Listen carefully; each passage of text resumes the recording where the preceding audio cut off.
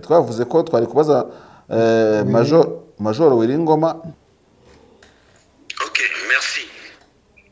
Nous, les M23, nous disons ceci. Là, les gens doivent bien comprendre.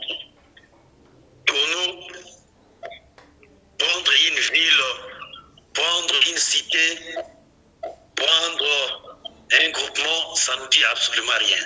Ça ne dit absolument rien.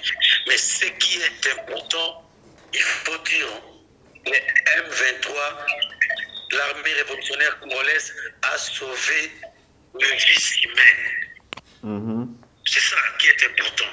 Puisqu'il y a eu des massacres, il y a eu des actes. Amafoto yayo ku rugamba ariko ejo yakoresheje amavideo bakora karasisi ndetse baranifotoza. Ari urugamba rwa Kicanga rushobora kuba ari urugamba kabisa rwabatwaye icyuya iminsi 3 yose barwanira umujyi ungana kuriya. Ntabwo ari ahantu mbere ko M23 ifata Kicanga yaririwe yifotoreza muri Rompwe. Ibanza ririya nabonye barabasore bifotorezamo sinamenya ahavuga ati none yagiye ateramo na sheze. Icyo gihe n'ubundi hari amakuru arimo aravuga ko M23 yafashe noneho mu kunyumoza ateramo iyo ntebe arifotoza ati rwose genda Kicanga ntibababeshye ngo M23 ngo yafashe ahangaha jewe nateye akaguru akamwe akarambye iburyo akabana aho kujya ku rugamba ajya kurambya muri Rompwe. M23 yabakiniye umutwe wo kubanza gukupa umuhanda uva Goma Sake Kicanga kugira ngo babuzemo ramforo cyangwa se imitwe y'ingabo yaturuka kuri Goma iza gutabara ba Kicanga. Aho hantu rero sinzobereye geography hariya muri Masisi, ariko aho hantu hegera za Kirurirwe M23 yakupye hari mu bintu byatumye ingabo zari ziri muri Kicanga zivuga ziti katubayeho amahirwe dusigaranye naho guhunga twerekeza iburengerazuba bita Mweso rero hagaragaye abo generali wa FARDC ngo bamwe barimo barakura amapeti ku nubwo bashyira mu mufuka biruka batega amamoto yihuse. Kuko hari abahungu hari abantu niba abahungu simbizi bumvikanye kuri za video ziherekanwa kuri WhatsApp barimo bavuga ngo naba generali we banakimbia Kishishe, Bwiza, Rugari, Ranguba, Mungo, Kabindi, Tongo, Cengerero, Biruma, Nta Mugenga, Kako. Ibyo kuza bashotora ku mupaka nk'abajura akaza akakubita hakiruka, ibyo nibyo kudutesha umwanya kuko nta na kimwe bakora, ntabwo bahungabanya umutekano w'u Rwanda n'ibintu batashobora.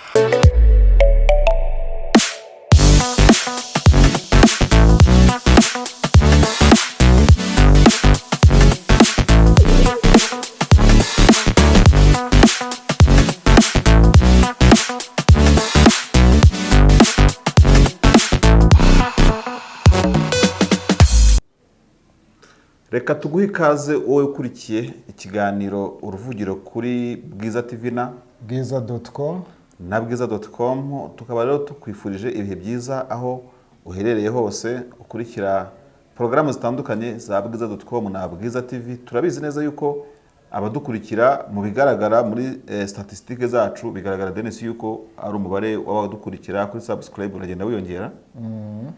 Kandi ukabona yuko nanone abakora like cyangwa se gusharinga inkuru zacu, abagira icyo bavuga ku makuru tubagezaho byo bita commentaire cyangwa twita commentaire, abo bose turabashimiye cyane.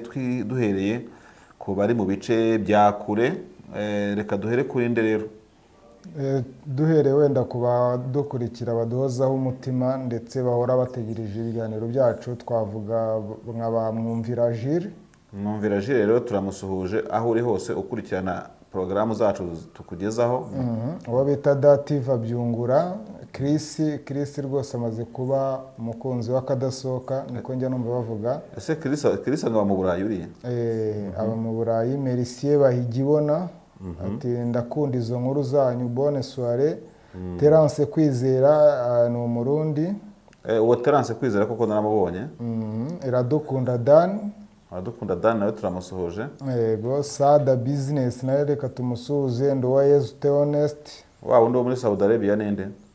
Ntago nabafata mu mutwe kuko ni benshi. Muzampe nimero ariko yanuze nzamusuhu. Marie Goreti amaze rwose kugaragara ko dukurikira, nta kiganiro cyacu na kimwe kijya kimucika. Reka tumubwire ngo bonjour Marie Goreti à Monaco, comment ça va?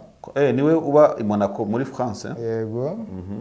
Hari uwo bita Kaine ati thanks so much kabisa, nkunda ukuntu muha courage ba bantu bahakurya iriya hari n'abandi rero nka ba Sefu Kungaruye, Profesa James Gatete nawe twakuramukije, hari uwiyise Contractors Limited uwo nguwo rwose ari muri Zambia, ibyo ari byo byose ubona ko yandika n'ikinyarwanda cyiza. Fraterine Kibogora Cape Town nawe reka twongere narengize ngo abikibogora naho niko yitwa ni amazina y'inyakuri. Kaka Wilson Yambusana Ndoez Theoneste Iradukunda Dani baza twe twamuvuze. Abo rero ni bamwe mu bakunzi bacu bakadasohoka. Hari ujya unshinja rero witwa Alexander Ishimwe ati we Marishari waranyibagiwe nzaguca amande. Nkuzi rwose Alexander, cyokora wazanyura wenda imboga ukampa nimero zawe tukamenyana kugira ngo umenye ngurinde. Na Fahatene ntabwo ugeze umuvuga aho ngaho. Munyangiyo Eric Rudahunga wamuvuze, Rudahunga nawe ndamubona ku zindi commentaire ziri ahantu. Wilson wamuvuze.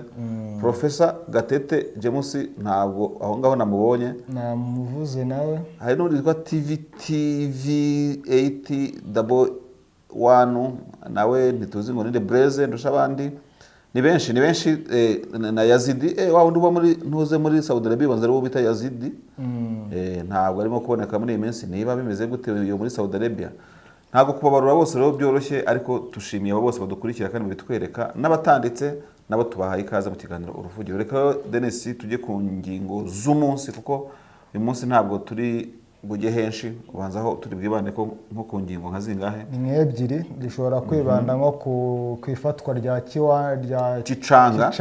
Kicanga baye Kicanga. Urumva abasore ba M23 rwose bavuze indimi bavuga bati Kicanga turayibohoje ubu ngubu iri mu maboko yacu. Ubanza bavuze mu ndimi nka zazindi rwose tujya twumva ati abavuze Igiswahili, Igifaransa n'iki byose, ariko wabonye ukuntu harimo umusore wari ugeze ngo iwabo ati barabeshya hani iwacu.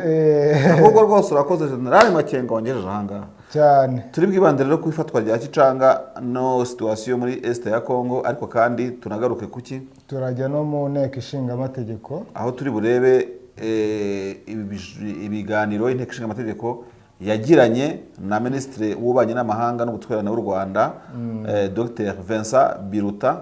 Turebe abadepite bamuhasi ibibazo na waba ibisubizo.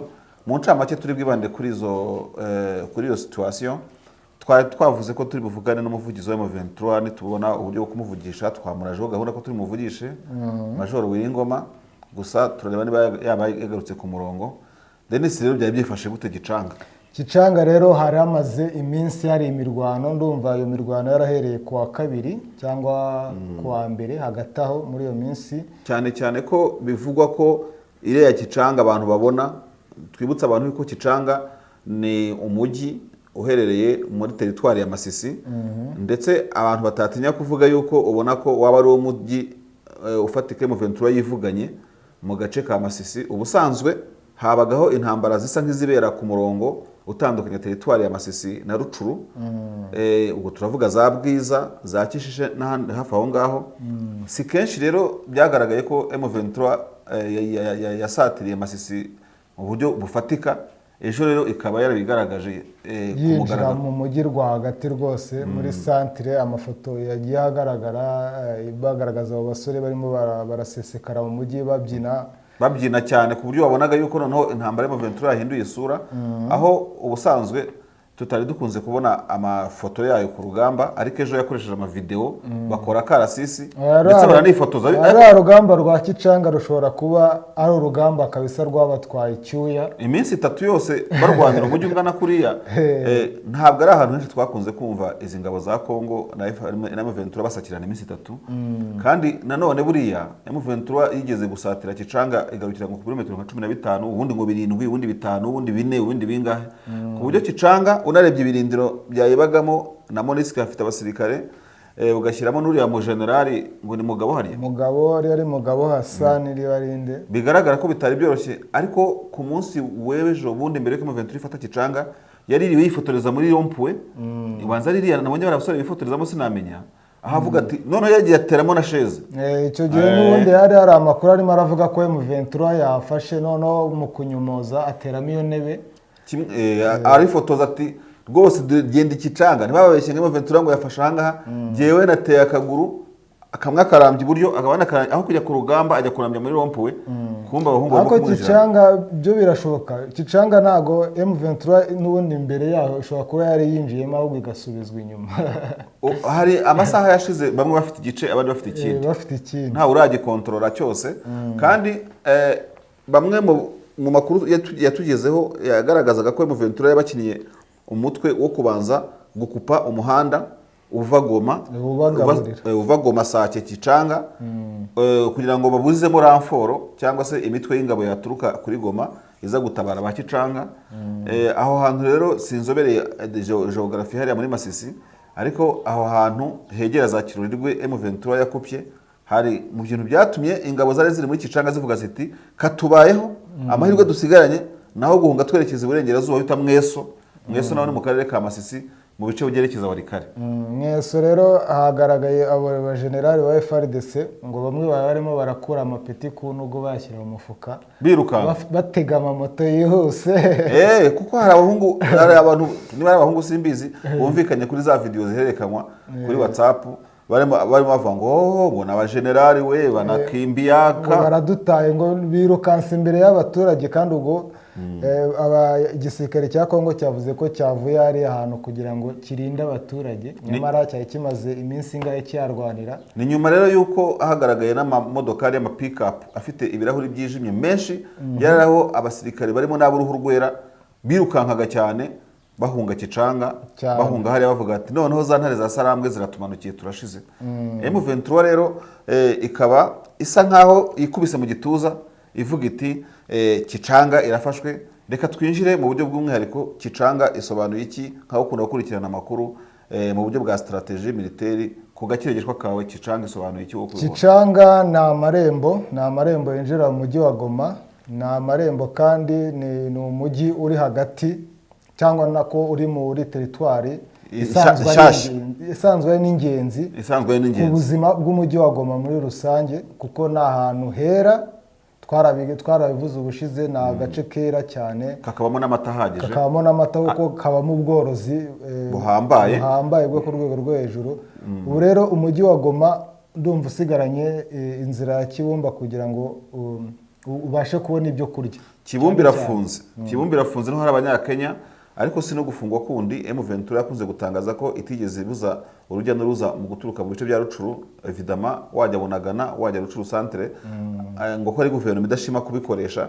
Ariko urabizi guverinoma nayo ntago ari abantu bo kwikorereza gushyiraho access ijya mu nyeshyamba, kuko ifungura urujya n'uruza yabitinye yuko hari n'urubyiruko rwinshi rwava muri Goma rwitwa ko rugiye kurangura ibicuruzwa rukajyana amakuru muri M23, icyo ni kimwe, cyangwa rukagenda rugiye nk'abari ikiri bagiye mu gisirikare, cyangwa se mu kugaruka kubakontorora niba bishore ahubwo M23 ikaba yabacengeramo batabizi bakinjiza intare mu mujyi ziturutse hari abantu baje banamenya bene ayo mayeri nyeshyamba zikoresha avuga ngo murabona ngo twafunguye umuhanda ngo nimwanze kujyamo nahoze muri Colonel Nzenza ariko abwira abantu ati ntabwo twiye twanga yuko rwose n'abantu bakoresha izi agise za Rucuru ngo baze gutwara ibicuruzwa, ntabwo twicishije inzara Goma rwose, abantu baremerewe kuza. Ariko leta nayo ibitinya kuvuga iti bari abantu uramutse ubikorereje hakaba urujya n'uruza hajya haza abangahe mu mujyi bakazisanga umujyi bawufasha. Rero Kicanga urukiri kuri Kicanga byumvikane neza ko isa nkaho ari akagi gateye imbere kandi gasigasiye Masisi. Strategie koma rero gihe cyo nakongeraho nuko ubusanzwe amatsinda agize M23 harimo abakongomani benshi mu bice bitandukanye no mu ntara zitandukanye bien sûr, nabari abawiri ngoma bavuga ko abo muri za Mbujima iyo ngiyo. Ariko ukibaza igice kinini uko kingana ntimumbaze mu buryo bw'imibare z'abasirikare mu 20 uko bangana, n'abana inkumi n'abasore bafite ku mitima Masisi n'abanyamasisi. M23 rero ikaba navuga ko komandoma yayo yari itarashyika ku mutima w'abasore b'imvukira za Masisi bahoraga barwana muri Rucuru ariko bataragera iwabo. Ni naho wabonye yuko nubwo bishimye harimo n'uwavugaga igifaransa rwose ati rwose ndi iwacu nge navukiye hano Masisi, ati bazaba benshi bindi aha ni iwacu. Urumva ku buryo rero kuko mu gisirikare mu mirwanire ugomba gutekereza ku kintu kiri morale cyane. kuba bahoraga barwanira hariya nubwo atari ihame yuko umuntu arwanira iwabo gusa bifite icyo bifasha mu byo bita guidance mu kuyobora urugamba umuntu urwanira biramworohera abazi ibiraro bihari imisozi ihari iyo aterera iyo amanuka abavandimwe bazamwakira ariko bikagira na risque kuko many times ushobora kurwanisha abasirikare basanze nk'abo barabamaze bakaba frustre bakaba baguteza ikibazo muri komandoma bacitse intege icyo ni ikindi turaza kugeraho mu kanya ariko bivuze ngo M23 yageninze indi morale muri force yayo kuko abana bari bageze ku ivuko banabigaragaje mu video ya M23 yashyize hanze cyane ariko ikindi kintu cyanakuruye gisa no kuserebura cyane mu gufata kariya gace ariko abantu baba batinya kuvuga bavuga bababwa nuko iyo ugiye mu bintu bijyanye n'ubutunzi iyo uri Masisi uba waporosha ubugenda wegera Warikare kandi Masisi ifite ubutunzi bwo munsi y'ubutaka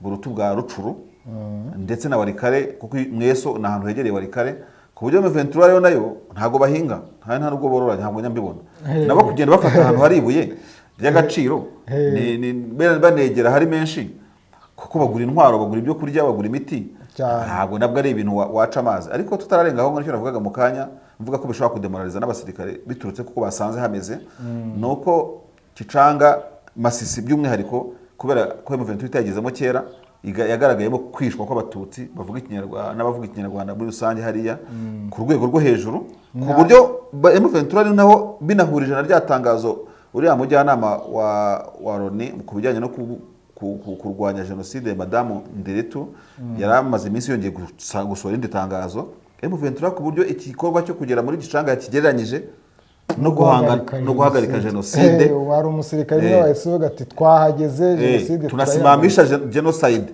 urumva so nicyo navuga rero Gicanga yaberema amabi menshi arimo kwika abantu kubica kugira gute ku buryo yari ku mutima n'inyota by'abana basore n'inkumi ba M23 no kugaragaza igihagararo cyabo cya gisirikare kuko tunavuze ko ariho hantu bagaragara ko berekanye ko bacakiranye n'ingabo zifite imbaraga zirimo n'abacansho n'ibikoresho byinshi cyane kuko inkuru twagiye tubona zitamuka bavuga baripotinga ko hari kumvikana urusaku rw'imbunda ntoya ndetse n'iziremereye umuntu rero uzobereye Kicanga we wanahavukiye twahoze tuganira ku mugoroba akaba yambwiye ko kurwanira muri Kicanga biroroshye bishyira puresha nkeya ku basirikare baharwanira siritu nk'ababinyeshyamba bakunze gushinjwa kuvuga ngo bahitanye abantu bagize bate imiterere yaho imirambi hari n'imisozi ngo ntabwo hatuye mu buryo bw'akavuyo ku buryo ho gutarasa mu Rwanda haba horoshye ariko ikindi kuba M23 yaravuye Kibumba na Rumangabo isa nko muri no minsi igaragaza imvugo turaza no kuzigeraho mu itangazo yasohoye igaragaza imvugo isa no kurogereta kurekura hariya ikaba rero umujyi wundi yishu ifashe nyuma yo kurekura Kicanga nko kwikonsora ni nka konsolation isa ni ihojeje amarira ivuga iti nubwo twarekuye hariya ariko twageninza ahandi hazima cyane ko n'indi agise ijya kuri Goma bafashe nk'iyo n'undi bari bafite ya Kibumba na Rumangabo hariya rero bashobora kuhahera bamanuka Kirorirwe bagafata Sake ngo ni ibintu byoroshye cyane ku bantu bamenyereye cyangwa se kano kantu kataza kuncika M23 ikaba iri mu mitwe yuko wabonye ino foto profile ya Major Wiringoma namaje se iyo foto ni yandi ba kuri profile yawe ati ni ya makanika urumva ko makanika ni komanda wepiyo mu batwirwaneho kuva hariya za Masisi ukamanuka za Minova cyangwa se mu bindi bice bisatira Sud Kivu in fact kugira ngo byumvikane hari ahantu za Karehe n'ahandi hose ni mu mupaka wa Sud Kivu na Nord Kivu ku buryo impamvu ngashyizemo tuzagakurikirana neza tuzakabira abadukurikira wasanga zino nyeshyamba za M23 zishaka guhuza imbaraga n'inyeshyamba za makanika zikorera mu majyepfo zatwirwaneho kubera ko ikibazo bafite bagisangiye kirasa bakazakora rero ikintu kimeze nka synergie y'imbaraga bakarwanira icyarimwe muri Sud Kivu na Nord Kivu bakomeza bafata n'ahandi hantu ariko tukiraho nagira ngo tunibutsa abantu ko mu itangazo M23 yasohoye nabyo nshatse kubikururira aho ngaho yagaragaje amazina arimo gutabariza Ituri Kivu na Kivu y'Epfo niho ndimo gushaka kubihuza nkavuga nti iri tangazo rigizwe n'inyuguti nkeya bwa mbere nibwo M23 yasohoye itangazo ryakanza abantu rigize n'agaparagrafe kamwe urumva kavuga ibyo kurwanya jenoside no ko ngo bagiye guhagarika jenoside, ariko kuba barimo bashyiramo n'ahantu badakontorora philosophically ushobora kugaragaza ko babonye abafatanyabikorwa muri ibyo bice bindi birimo icyo bita jenoside ikorerwa abavuga ikinyarwanda biganjemo abatutsi, ntabwo iyo mitekerereze yaba iri kure ukurikije kuri ukuntu iriya tangazo ryanditse Denis. Niyo batabona abafatanyabikorwa ntabwo byababuza kujyayo bibaye ngombwa, mu gihe baba babona abo bita abanyekongo bagenzi babo cyangwa igice cy'abagenzi babo kirimo kiratotezwa. Iri tangazo wenda twaribasomera, warisoma nta kibazo. Ni itangazo nyine ryasohotse kuri uyu wa kane. Reka turebe ibirigize urisome ari integral, ntago ari rirerire rwose. Ni itangazo rigufi rwose. Ati ubuyobozi bwa M23 buramenyesha kominote, umuryango w'igihugu cyangwa se n'umuryango mpuzamahanga ibi bikurikira. Isi ntabwo ihwema kuvuga plus jamais au jenoside cyangwa se ntizongere mu manama yo kwibuka jenoside y'abayahudi yo muri 50, 60, 70, 80, kandi ngo ntabwo byari soroga kubera ko ingengabitekerezo ya jenoside irimo irakwirakwira mu isi, ndetse bigeze muri 1994 jenoside ibaye mu Rwanda aho miliyoni irenga y'abatutsi bishwe. Ati M23 rero ikenshi nayo yagiye iburira amahanga ku bikorwa bya guverinoma ya Kinshasa cyuko irimo irategura jenoside muri Ituri, muri Nord Kivu, muri Sud Kivu. Ngo ikibi rero kurushaho nuko birimo biraba bucece, ngo bikaba bucece, isi irebera icecetse cyane. Ngo jenoside rero iyo kwibasira abatutsi b'abanyekongo irimo iraba Kicanga, Burungu, Kirorirwe no mu nkengero ikorwa n'abari yabishyize hamwe na leta ya Kinshasa. Yego, ubwo harimo havugwamo FDLR. Kubw'ibyo rero ngo M23 ibona iri obligé d'intervenir, yo gutabara no guhagarika jenoside iri mu gukorwa muri biyaga bigari bya Afurika, kubera ko isi itabasha cyangwa se ititeguye gutanga ubufasha bwayo. Iki gihe rero iri tangazo ryasinywe ku itariki ya 26 ibyo twavugaga, risinywa na Laurence Kanyuka, umuvugizi w'ishami rya politike rya M23. Bamwe bafashe nka declaration y'intambara, ndetse ababyegereza umutima akavuga ko ari uburyo bumwe cyangwa ubundi bwo gusana n'abasohoka muri Rwanda communique, kubera ko bigaragara ko harimo ingengabitekerezo ya M23 ya progression iri progressive yo gukomeza, harimo agagame ideology yo guhagarika jenoside birumvikana, ariko mu buryo bwo gukomeza n'ahandi hantu itakontrolaga. Niyo mpamvu twavugaga ngo irashyiramo Nord Kivu zombi na Ituri. M23 rero bamwe barimo kuvuga batese nyamuneka ibintu barabivamo, ibintu isi yananiwe barabivamo, ariko M23 imaze gufata ahantu henshi, aho batangiye kuvuga ati rwose igihugu kirimo kiragenda nabi. Babona abanyekongo bamwe bagaragaza ahantu bamaze gutakaza, bavuga Bunagana, Rangira, Kiwanja, Rumangabo, Rucuru, Kishishe, Bwiza, Rugari, Ranguba, Mungo, Kabindi, Tongo, Cengerero, Biruma, Ntamugenga, Kako, Rubare, Bambu, Katare, Rutsiro, Nyamirima na Kicanga yaraye iguye ego ku munsi w'ejo ku itariki 24. N'amajwi rero na communication z'abantu batandukanye baherereye muri kariya gace k'Uburasirazuba bwa Kongo bavugaga ko bishoboka ko mu buryo bumwe cyangwa ubundi na mujyi wa Kirorirwe nawe ushobora kuba wari usumbirijwe muri iki gicuku. Hagati ariko ngo hari imitwe yiyemeje kujya kubohoza Kicanga, hari imitwe rwose buriya bakajya kuyambura M23. Abajenerali bananiwe birukanse na Wagner, imitwe igiye wasanga cyo kora wenda nka kuriya baba bafite ibintu bahafite ni wabo nabo biyo mitwe baba bagiye wenda kuvuga batereka turebe nk'ibyo twase dutabitse, ntibari ayo mabuye, ntibari inzara yabishe bakajya gushaka ibyo kurya. Ino mitwe se yo ni umutwe bita APCRC. APCRC n'uwo bita Karayiri, ntuze Mayimayi Karayiri, ndetse na NDC Renove ya Shimwe Rai Jideo, uyu niwe bita Jideo. Bose n'abisa abajenerali.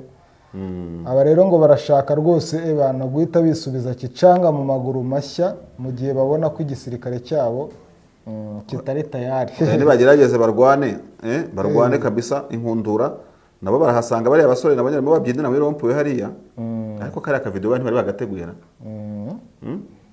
oya byabatunguye kominikasiyo yawe iri ngombwa baya ntabwo yateguye iriya video ntawamenya ino Kicanga ariko ngo yahoze ari quartier general cyangwa se icyicaro gikuru cya SNDP cya SNDP ntabwo mbyibuka neza niba ariho nigeze kubona kiyoborwa na Rurankunda ntabwo nibuka neza niba ariho nigeze kubona niba ari hariya niba ari Mushaki ntumbaze ndetse ngo ikaba na centre y'ingenzi y'ubucuruzi y'ubuhahirane hagati y'ibice byinshi cyane ngo ni Goma, Masisi ndetse na Walikare. Na Walikare nibyo nakubwiraga kuko iyo ugeze za Mweso ushobora kuba urimo nakwerekeza za Walikare kandi ikindi nkuko wabivuze na gace gakize ushobora guturukamo ukaprovisiona Bukavu ukaprovisiona Goma ugacuruza nyine muri ubwo buryo byoroshye kandi Masisi irakize rero no kuvuga ngo akarere iyo gakize kugakoramo na business biba byoroshye kuko bafite pouvoir d'achat iri hejuru bafite gukirigita ifaranga ku buryo bworoshye wanabonye yuko nkuko twakunze kubyumva mu makuru atandukanye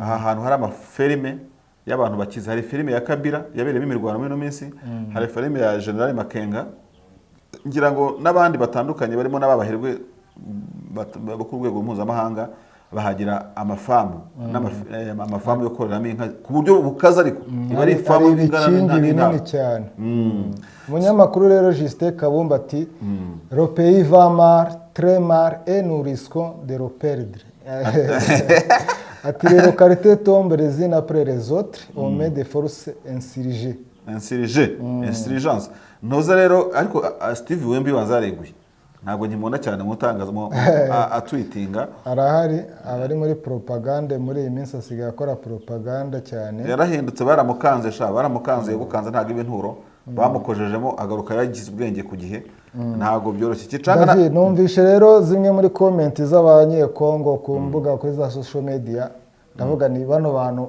ubanza mu minsi iri imbere ahubwo bari bukore n'imyegaragambyo yo kwamagana igisirikare cyabo byagenze gute bakakirukana harimo numvishe rwose ari kuboza kuntu abasirikare bahunga mbere y'abaturage bagata abaturage bakigendera abantu b'abagabo muhunga gikireya nanone aravuga ati ni gute igisirikare gifite komandoma y'abajenerali 5 mwirukanswa na major umwe wa M23 ati ibyo ntago ari ibintu kabisa ati rwose ibintu ntago byumvikana ati nta gisirikare dufite ndetse si yatinye rwose no kubita imbwa amagambo ye yabivuze na umbwa abita ibiwerewere yavugaga igiswahili nyine kimwe ibiwerewere tu cyo muri Kongo ahubwo ati ni iki mwabuze ati mufite mwaye zose kurusha ziranyeshyamba mufite imbunda mufite ati ziranyeshyamba zigenda n'amaguru zurira imisozi ziva mu birunga zikaza zikabaderoja muri Tongo ati zitwara indembe zazo kuri Burankari mwege mufite amamodokari za ambulance n'ibintu byose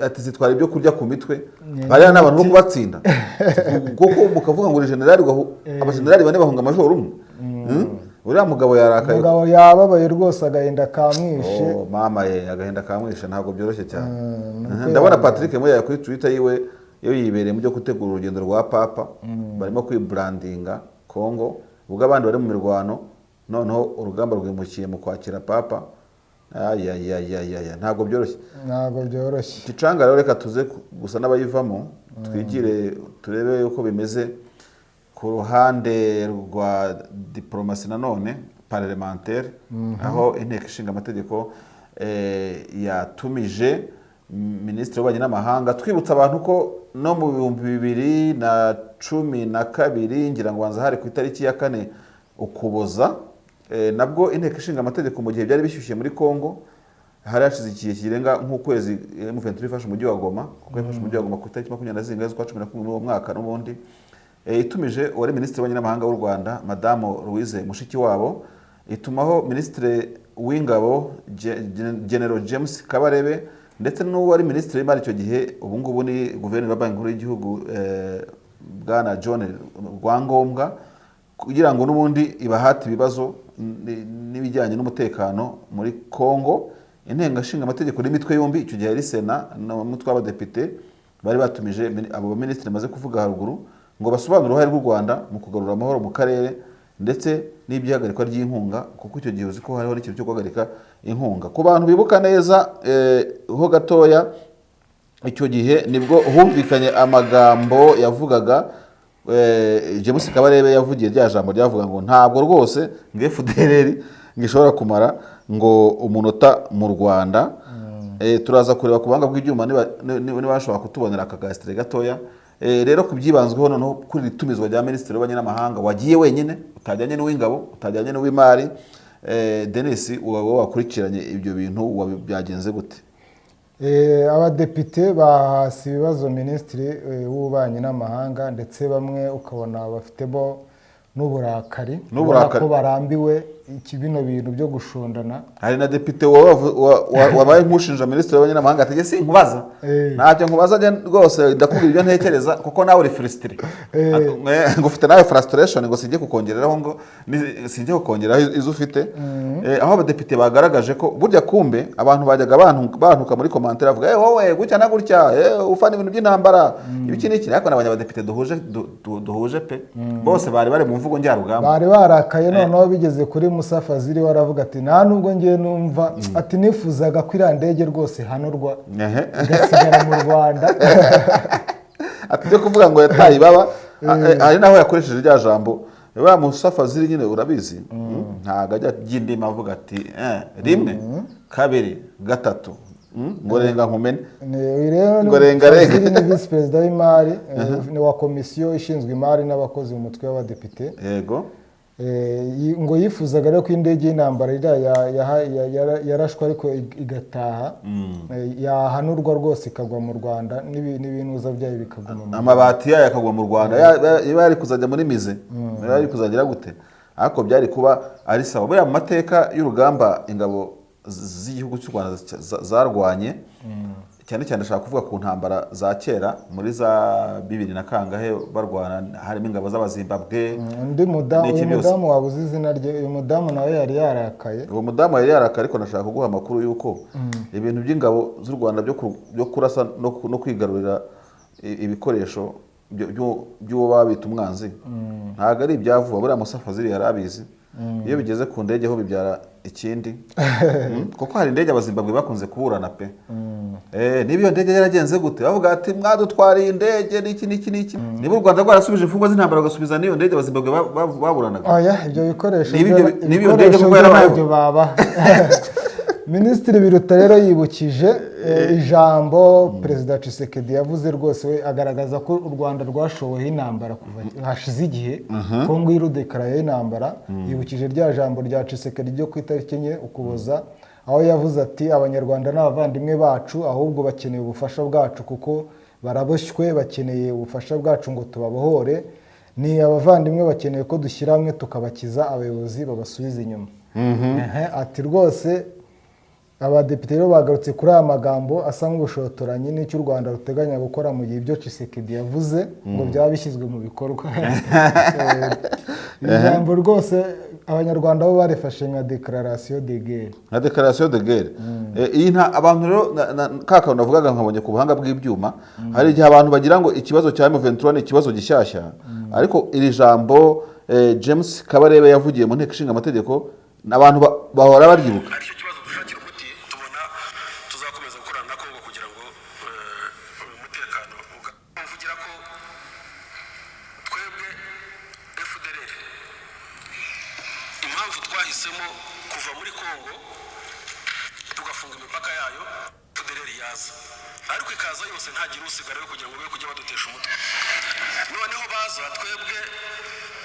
tukabereka ko intambara irangiye, ikibazo cyabo tugikemuye. Ibyo kuza bashotora ku mupaka nk'abajura akaza agakubita hakiruka, ibyo nibyo kudutesha umwanya, kuko nta na kimwe bakora, ntabwo bahungabanya umutekano w'u Rwanda, n'ibintu batashobora, kuko ntabwo FDLR yakwinjira mu Rwanda ngo imaremo isaha. Ibyo ndabibasezeranyije rwose. Naho ngaho iri jambo ryakunze guherekanwa ku mbuga nkoranyambaga zitandukanye. Rero urabona ko n'ubundi rwari rwahinanye, sibyo? Rwari rwahinanye icyo gihe M23 yarimo yigarurira za Goma, irimo kwigarurira ibice bitandukanye, kandi byari biri hasi hejuru, hari ku butegetsi bwa Joseph Kabila, ndetse umuryango mpuzamahanga urahaguruka usa n'uwerekeza ukuboko ku bihano byavugaga ko nyine byafatirwa u Rwanda, ngo kubera ko u Rwanda ngo rufasha uwo mutwe wa M23. Ntabwo urugamba rero turiho uyu munsi ari urwa none, saba depite, ntabwo nshaka kuvuga ko ari bisanzwe, ariko urabona ko iyo byakomeye inteko ishinga amategeko yahamagaje abantu barebwa n'ibibazo by'umutekano n'imibanire n'ibindi bihugu, kabaka burya ikibazo kiba gikomeye. noneho se ko inteko buri itatumije na minisitiri w'ingabo kandi harimo ibya Sukoyi, uriya nawe wabona barimo baramupangira gahunda yo kumutumiza. Minisitiri Bitare yavuze ati buriya avuga biriya yemeje imikoranire ya guverinoma ye n'imitwe yitwaje intwaro igizwe n'abanyarwanda irimo FDLR. Ati sinzi ikindi kimenyetso amahanga akeneye ngo abashe kubwira guverinoma ya RDC ibyo ikwiriye gukora. Arongera aravuga ati kuvuga ko bagiye kwihorera ibyo bavuze byo hashize iminsi bavuga ko bagiye kuza bakagera i Kigali bakagira bate, ibyo tuzabireba ubwo nibaza bazakirwa uko bazaba baje. nibaza bazakirwa uzaba byaje. Minisitiri Biruta uvuga amagambo atuje, ni umudiplomate kabisa, biruta kuri diplomasi nawe wareba, kuko ubona ko nubwo haba icyo bita diplomasi parlementaire, ariko icyo gihe ni hagati y'inteko zishinga amategeko n'abadepite n'abadiplomate, ariko Minisitiri Biruta nyine nk'umudiplomate ubona ko biba ari sawa. Ntabwo akenshi na kenshi expression za Minisitiri Biruta wajya kuzisanisha na expression Madamu Louise Mushikiwabo yakoreshaga icyo gihe, kuko nawe gihe simbona n'uwo mudepite wavuze ngo Minisitiri Biruta ngo ari frustré, aho frustration yayibonye kuko ubona ahora amwenyura avuga nk'umudiplomate koko, ariko abadepite ugiye gutranslatinga amagambo bakoresheje uyu munsi nawe ukayaha abakongomani ajya kumera kimwe n'andi y'abakongomani, ni amagambo njyarugamba bari barakaye nkaho nyine wabonaga nyine Musa Fazili avuga ati ibibaba ntabwo rihagije, urumva twari dukwiye kwiguma. aha n'umudepite wundi wavuze ati ubundi binabaye ngombwa mwatubwira ibyo mutubwira aha nyuma y'ibindi byaba akazi karangiye akazi karangiye. Ariko icyo bahurizagaho mu buryo ki wenda tutanafataho umwanya munini cyane, hari icyo kwibaza niba jenoside ishobora gukorerwa mu karere k'ibiyaga bigari, nk'u Rwanda rufite experience kuba rwaragizweho ingaruka na jenoside yakorewe Abatutsi 94, koko u Rwanda rwakwitwara rute, rwakwifata gute? Ariko niba nabyita kwirengagiza, abantu bakabirengagiza ko nubwo jenoside ari cyaha gikorwa n'abayikora, ariko gifitwe muri aya n'amaguverinoma aba y'ibihugu iba yakorewemo. U Rwanda se n'urupolisi muri aka karere ku buryo rushobora kugira gute? Rushobora kugira uruhare cyangwa ruriya mu bijyanye no guhagarika jenoside ahantu rutatumiwe cyane. Jenoside rega ni icyaha mpuzamahanga kandi gikorerwa ikiremwamuntu. Ntabwo u Rwanda rushobora kwicara ngo rumere nk'uko umuryango mpuzamahanga witwaye mu gihe cya jenoside yakorewe Abatutsi. Ibyo ngibyo urabivuga cyane kuko nese kuki bari kuburanisha abo bantu bakoze jenoside bari bakwiye kwerekana u Rwanda kuko ari rwo rwabikorewe rukabiburanisha. Ariko impamvu baburanisha ni uko bazi ko ari icyaha kitareba abanyarwanda gusa, ahubwo kireba ikiremwamuntu cyose muri rusange. Tunagiye mu ruhande rwa Holocaust cyangwa jenoside yakorewe Abayahudi, ubona ko utavuga ngo Abayahudi ubwabo cyangwa Abadage nibo bayihagarikiye, urumva, ahubwo yahagaritswe nyine n'imbaraga z'ingabo zari zishyize hamwe, kandi inahagarikwa bigizwemo uruhare n'ingabo mpuzamahanga harimo na Leta Zunze Ubumwe za Amerika n'abafatanyabikorwa bayo. Ubwo rero nagira ngo nyine badukurikiye basobanukirwe ko iyo habayeho ijambo jenoside, kandi twibutsa abantu ko ntabwo mu gihe jenoside irimo gukorwa aribwo iba yari yemezwa nka jenoside. Izo ni processes ziza akenshi na kenshi iyo jenoside irangiye, abantu bamaze gupfa, kandi ntiwategereza ngo irangire ngo ihagarike kandi yarangiye nyine mu buryo bwo cyangwa ubundi.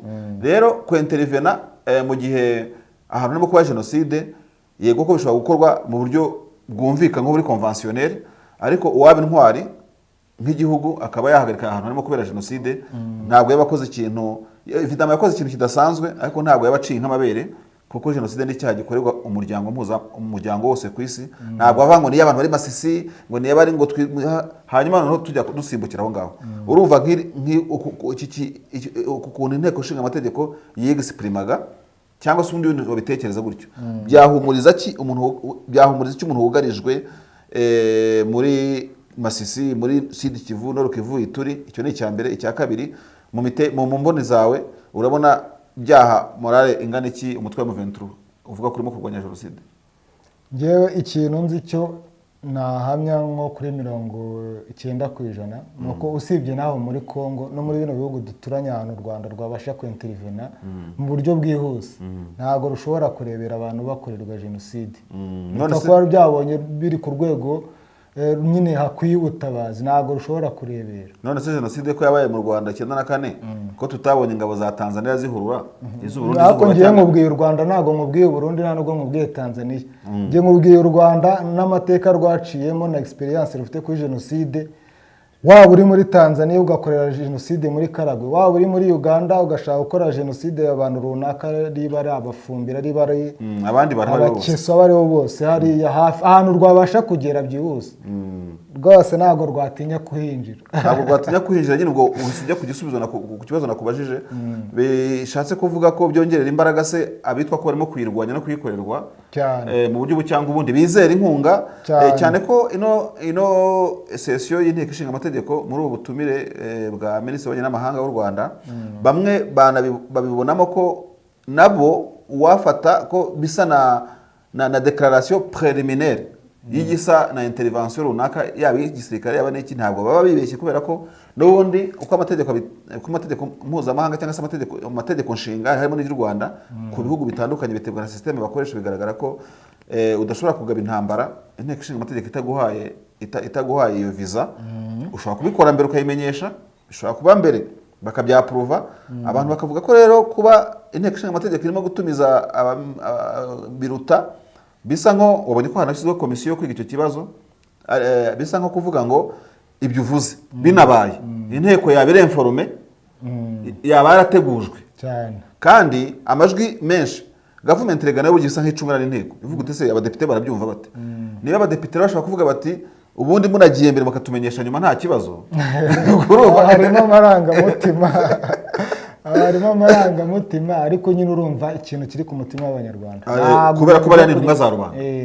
Iby'inteko zivuga ntabwo zivuga nka depite barikana nka depite kanaka, ni inteko ishinga amategeko y'igihugu ko ni intumwa za rubanda, nibo baserukira binagaragaza amaranga. Kandi koko nabaye nk'ukora akantu kameze nko gushakisha, ndareba nanjye nigeze kwitangaho urugero kuko iriya muhumeko y'inteko ishinga amategeko ni iri mu tubari, ni iri muri za salon de coiffure, ni iri muri za mu mihanda, ni iri muri bisi, harimo byo kwishima mu gahanga batari kubundi niki. Kuko mu minsi iri imbere uzabibona mu basesenguzi batandukanye aho abantu bazatangira kwibaza ngo ni impamvu ki n'ubundi u Rwanda koko rushinjwa gufasha M23, niba M23 koko ihagarika jenoside ikarwana na FDLR akwabo ubundi yuko itanashyigikirwa, bijya gusa n'ibi turimo kuvuga byo mu nteko n'iki byose, ku buryo ubu M23 koko ivuze turimo guhagarika jenoside ikazamura ikiganza yewe buriya mu depite nabonye igihe yanayifasha. Iyi ntambara yubuye yagaragaje uruhare cyangwa se imikoranire rwose itaziguye hagati ya FDLR na FARDC. Amashusho mwarayabonye, abatipe bavuga ikinyarwanda bari ku rugamba, ndetse ari nabo bavuga bati murase nimushaka murase mu Rwanda. Ayo mashusho yarumvikanye. Urumva rero ko u Rwanda bino bintu rubikurikiranira hafi cyane, ku buryo ruhora ruri menge ruvuga ati bano bantu wa mugani turebye nabi twajya kubona tukabona batuguye hejuru. None se nyine ko hahora havuga ikintu kize nka military and material support u Rwanda ruhakana kuri M23 no M23, none hakaba haje parliamentary support. Mu bigaragara ko niba M23 ihagarika jenoside abadepite nabo bati kuki tahagarikwa se ntabwo biza gushyira amavuta mu muriro kubyo Kongo barabivuga. Tubona n'inteko igeze bavuga M23, abadepite bo bavuze indege, ubushotoranyi bw'indege za Kongo ntabwo bigeze bavuga M23, bavuze FDLR bavuga nyine buriya bushotoranyi bw'indege za Kongo, ariko ibintu bya M23 byo ntabwo babyibanzeho rwose, ntabwo babyibanzeho. Gusa harimo umuntu twahoze tuganira ejo, rega no ko batinya kuza ngo bavugira aranga kandi kamera ziba zihari, ngo yarimo avuga ngo kwanza wana namumvise nawe twari turi kumwe avuga ati buriya rero agiye kuva nakwiga muri primaire, ati mu bintu byanjyaga mu mutwe mfata umuntu yarakiri muri primaire yumva ngo yazigarurira ngo ibice ngo rwabugingo yari afite narabaje sasa umva guza generali sina kaporari sina rukurutu siniki mu ntekerezo rusange. Bya bintu wasanga bihorejeho n'abanyarwanda benshi. Abanyarwanda iyo barebye ahantu hitwa ngo hari ahabo akabona hari amazina y'Ikinyarwanda, bakabona atari n'ahabo n'ubungubu, bakabona atari n'ahabo, noneho bakareba n'ubutaka basigiwe kuntu bungana pa raporo yo bwagiye bibarya mu mutwe. Benshi rwose usanga bitabashimishije.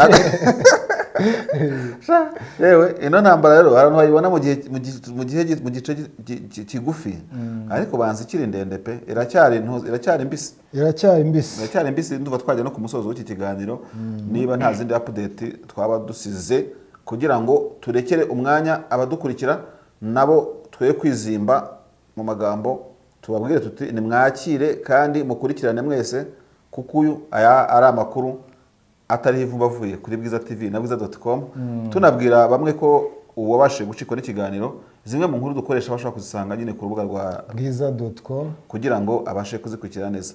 Reka rero ngushimire Denis ku kiganiro uruvugiro wamfashije gutunganya. Nagushimiye nanjye Marshal. Urakoze cyane, dushimira n'abadukurikiye mwebwe mwese aho muherereye hose, tubabwira gusa ngo mukomeze gukora subscribe, sharing, bakore commentaire na like, ariko kandi wibuka no gukanda kuri kakazogera kari iburyo bwawe bwahanditse subscribe kugira ngo nidushyiraho inkuru ujye ubasha kubona notification, waba ukoresha tablet, smartphone, desktop cyangwa se laptop, kugira ngo iyo nkuru uyisome cyangwa se uyikurikirane uyibone mbere itaragucika cyangwa se itaramera nkaho imaze akanya itarajya ivumbi itagenda kujyaho.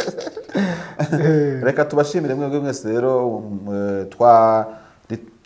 reka ndebe gihe nigeze nkuko twavuze mu kiganiro tutazahinduka ababeshyi, twavuze ko twari kubaza Major Wiringoma, ndebe ko yari yagaruka ku murongo wa telefone asigaye yitsimba.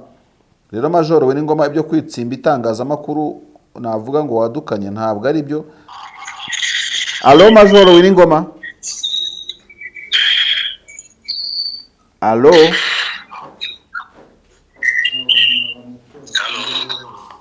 Bonjour mon Major.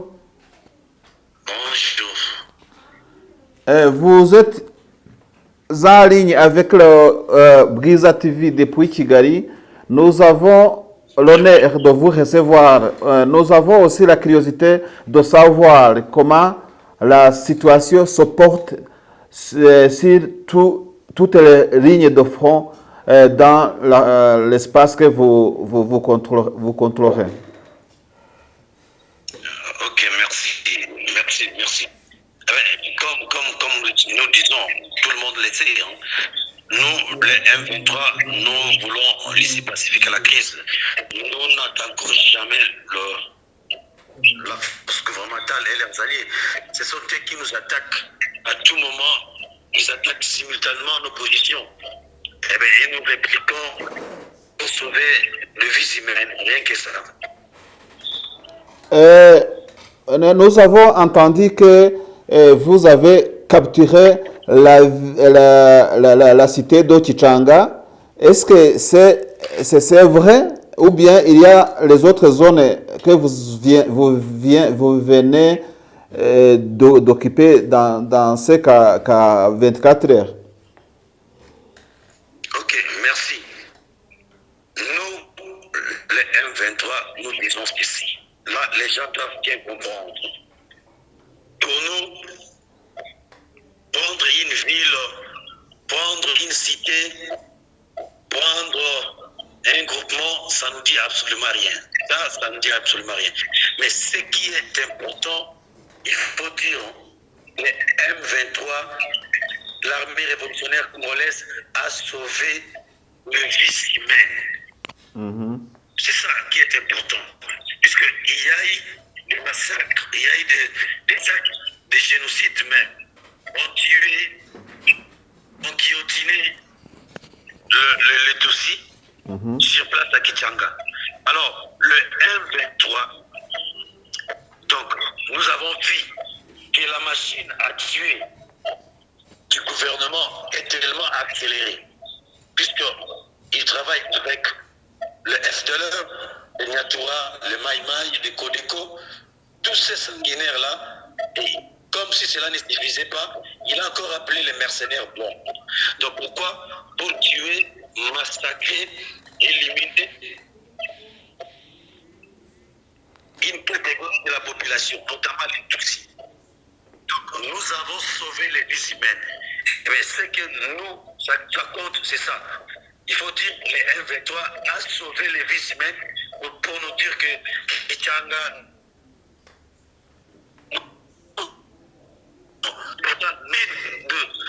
beaucoup de familles à Kinshasa qui étaient prêtes qu'on les massacre. Nous les avons sauvés. C'est ça l'essentiel, monsieur. Mais vous dites que vous avez sauvé les vies humaines, mais on n'a pas trouvé personne vis-à-vis la population qui était résident à Kichanga. Nous avons vu les vidéos de vos militaires en chantant, en célébrant, mais on n'a pas vu le peuple dans Kichanga. Vous avez vu, non, vous avez vu la vidéo juste au rond-point. Attention. Et c'est ça que nous disons. Nous remercions sincèrement la population de Kichanga. La population qui a caché dans leurs maisons, dans leurs champs, les familles Tutsi. Nous les remercions sincèrement. C'est un acte louable et nous demandons à tout le monde de le faire. Ils sont là, d'autres étaient là, d'autres ont fui. Maintenant, ils commencent à revenir déjà trop ce matin. Ils commencent déjà à rentrer avec joie. Eh bien, c'est ça aussi qui fait aussi notre joie et notre force.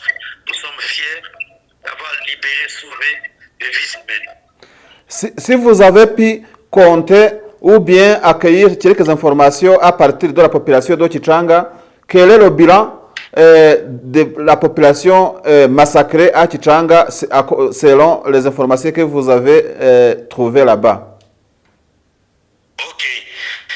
Directement, vous savez, au sein du M23, nous avons une équipe interdépartementale qui s'occupe des droits humains, de ces choses-là.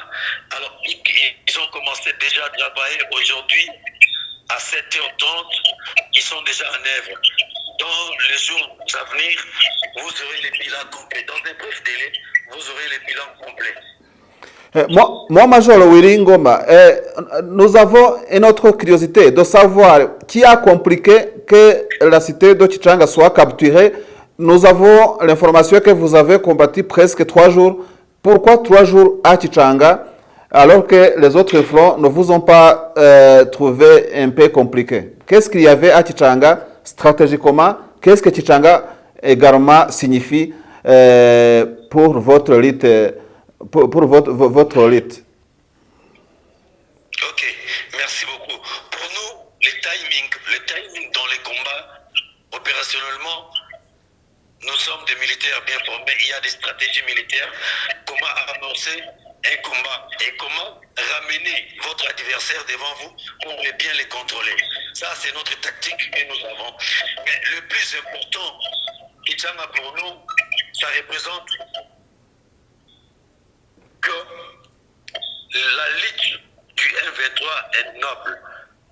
Donc notre lutte consiste à sauver les vies humaines, à sauver les gens qui sont maltraités, à sauver les gens qui sont marginalisés. Mais si nous n'étions pas venus à Kichanga, on allait compter beaucoup de morts, on allait massacrer, on allait même égorger des vaches de la population.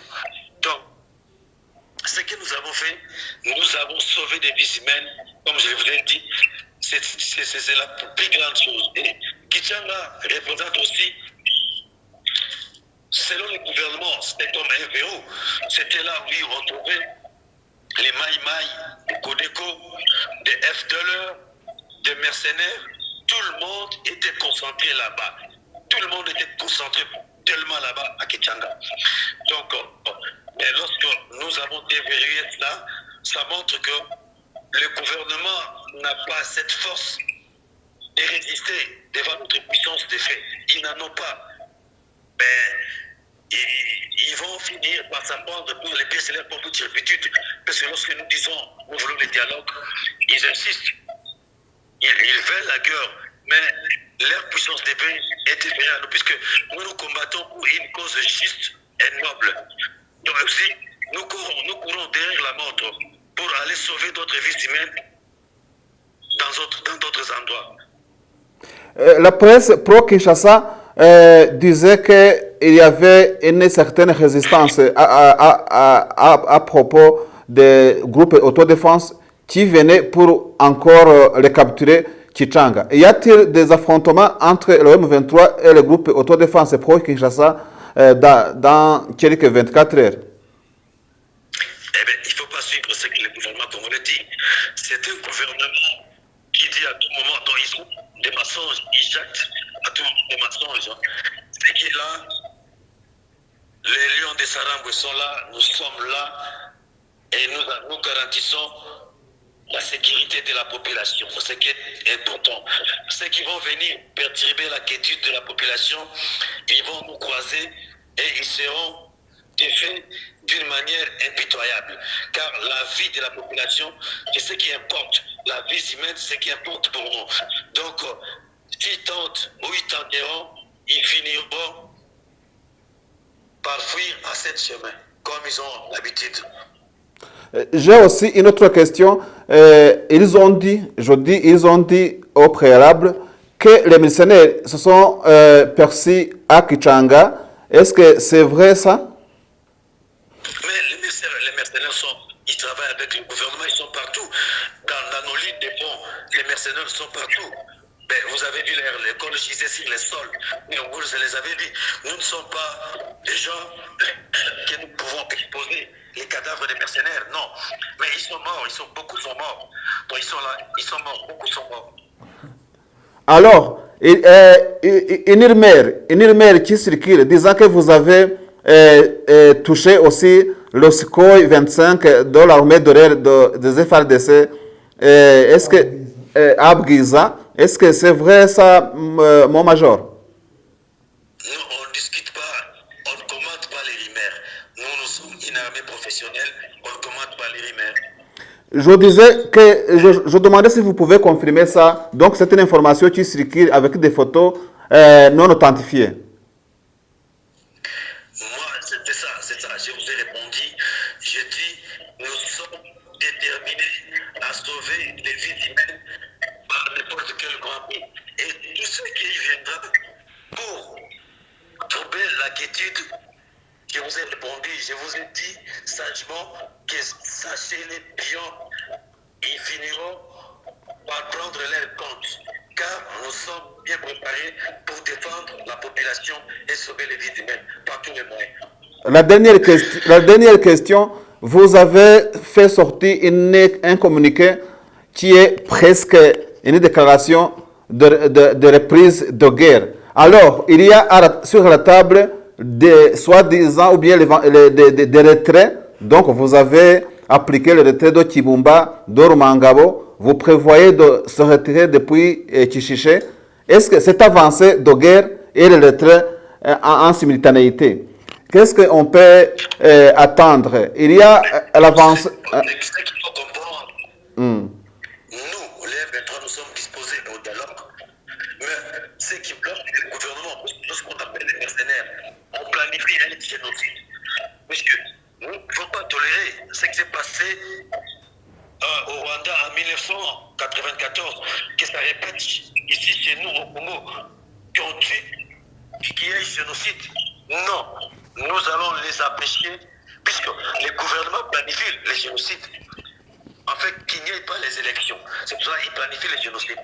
Nous ne pouvons pas croiser les bras. Nous allons sauver ces gens, ces pauvres gens, droit aussi à la vie, comme tous les Congolais. Et c'est ça, c'est l'essentiel pour nous. Et j'ai dit, nous courons derrière la mort.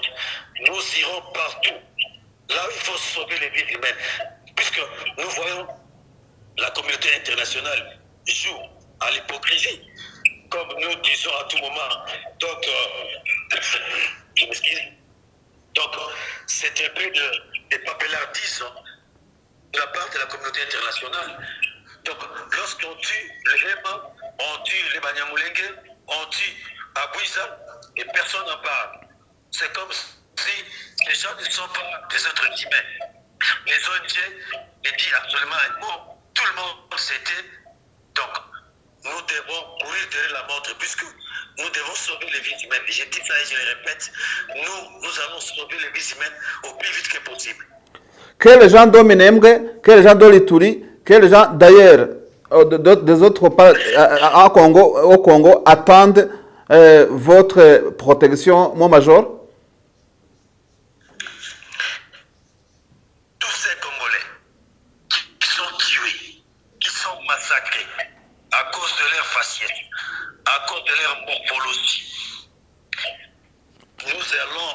empêcher les plans de génocide qui est accéléré par les gouvernements congolais.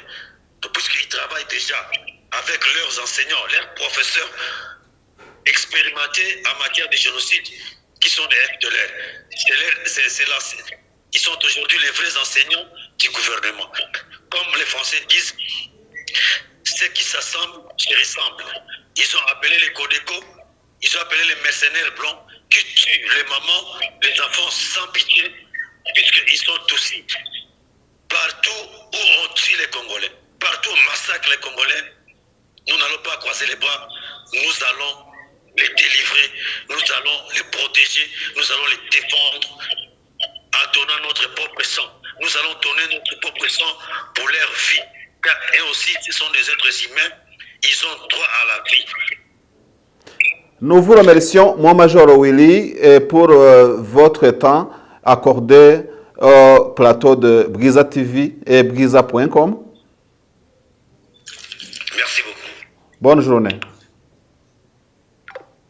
Nk'uko rero mubyumvise Denis twari kumwe wumvise ikiganiro tugiranye na Major Willy Ngoma nk'uko twari twakomeje kubisezeranya abadukurikira ku bantu bashobora kuba tumva ururimi rw'ikinyarwanda muri make mu magambo ahinnye wabasobanurira iki Denis? Willy Ngoma yavuze ukuntu urugamba rwe rwifashe rwa Kicanga mu magambo make avuga ukuntu bahanganye n'abacanshuro mu bo bahanganye harimo n'abacanshuro ahantu hose, ndetse anemeza yuko abacanshuro batakaje ubuzima ku bwinshi ariko ko ngo mu muco wa M23 ngo hadakunze kugaragazwamo imirambo y'abapfuye. Noneho ko aho twigeze kubona se noneho ku kibu noneho babahisha no kubera iki? Nuko yavuze ko ibyo ngibyo bo batabikora ngo ari igisirikare cy'umwuga. Icyo kibazo harya ngo wari umubajije, nari mubajije nyine imirambo yigeze kugaragara, nari mubajije ko urugamba rwagenze muri cyaro kompuritse, avuga ko habonetse abamercenaire n'iki byose, ariko arabona ashatse kumubaza nganisha kuri bira eida y'abaturage baba bariciwe hariya. Yanasubije yuko hari ikipe ibishinzwe muri M23 irimo gutegura kureba gushakashaka abaturage babari opprimé, abishwe, abagize gute. Gusa anamereza ko harimo kugenda bagaruka muri Kicanga. Nari mubajije impamvu iki twabonye video itarimo abasivile baserebora tukabona abasirikare gusa muri Kicanga. Aravuga ati twari muri rompwe, atariko n'abandi baturage barimo kugaruka, anashimira abaturage ngo bakicanga uburyo ngo babakiriye ngo n'ibyishimo, ibyo byishimo n'icyo tutarabona. Hanyuma rero ikindi naho twari tugeze mvane ku Kicanga yabagoye n'iki byose iminsi 3 kari myinshi. Ati twebwe ntago tubari iminsi byose timing, ati biterwa na kanoni ingabo zikoresha mu buryo bwo kurwana. Ati twebwe dufite ingabo professionnel. Ati nyine yanakomeza avuga ko ari nayo mpamvu abantu batabona imirambo yabo bacanshuro, ariko ko bari bahari benshi tunuko tutayerekana, atariko barapfuye karahava cyane. Hanyuma arasezeranya n'abantu Major Willy Ngoma ko nabari mu bindi bice M23 itarageramo biberamo igisa na genocide muri Congo, cyangwa se icyo M23 ita genocide muri Sud Kivu. Yavuze Minembwe, yavuga Ituri, abahema bicirwayo na za Codeco n'iki. Ahashoreje no ku mugani yavuze ngo sambure bishyize hamwe baba bahwanyije n'ibitekerezo byabo, ko M23 ngo itazarabarebera rero maso izakomeza kubarwanya. Willy Ngoma rero asa twamubajije niba ikintu cyo gufata ahantu kandi gikunze kugarukwaho kurekura ahantu ariko bagafata n'ahandi bisobanuye ko basohotse muri Rwanda communique cyangwa se hari ikibazo ki. Agerageza kuvuga ko M23 ikomeje kuba mu mwuka w'ibiganiro. Je ntabona ko hari umwuka w'ibiganiro igihe abantu barimo kurasana Denis. Nta mwuka w'ibiganiro ahubwo ni intambara yeruye. Ubwo riba ketse ndare bashaka kongera gukotsa igitutu guverinoma ngo yemere gushyikirana, kuko yo bisa nkaho naho yemeye gushyikirana ibyo yasabwe ntago yigeze bishyira mu bikorwa. Willy Ngoma none amaje kuki ndege mbanza kuvuga ko gisa n'igihuha rwose cyabuze gihamya. Ati natwe rero kuva uvuze ko ari igihuha ntabwo dukomanta ku bihuha.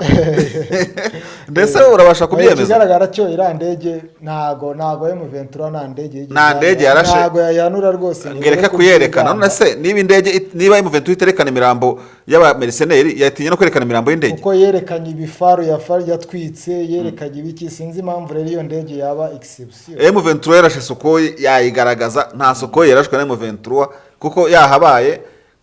M23 yavuga ati nitwerekana abatakaza ubuzima, ariko ntabwo yabura kwerekana indege zashwanyaguritse nanone Ntago kiriya kintu kiriya ndege yo nta gihari rwose mu bigaragara. ntacyo pe. Denis reka ngushimire rero dusoreze ikiganiro ahangaha ariko kandi no kugicumbikisha ibiganiro bitandukanye kuri bwiza.tv.com. nakagaruka Gendani David Eugene Marshal na Denis Nsengiyumva. mugire ibihe byiza. Ciao ciao. Bye.